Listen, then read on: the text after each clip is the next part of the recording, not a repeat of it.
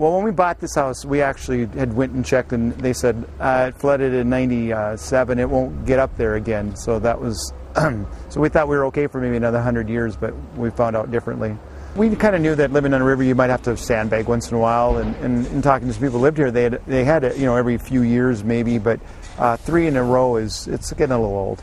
In 2009, we circled our house with 12,000 sandbags, and I have a bad elbow from that and a bad back to some extent. So last fall I decided enough of the temporary fighting, so I've actually built a wood permanent wall here that is good to about 40 feet, and then I can add on this top boards, which gets me up to about a 42-foot elevation, which should be good for most floods.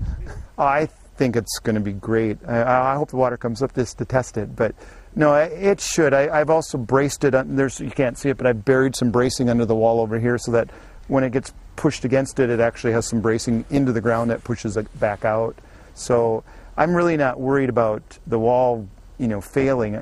I'm more worried about leaks in spaces that I'm not, where we've tied into our neighbor's lot. We have to trust our neighbors. That's one thing when you do this kind of projects, and tie into your neighbor's walls. If their wall fails, then your wall fails. My wife's a master gardener, so we're going to cover it in plants.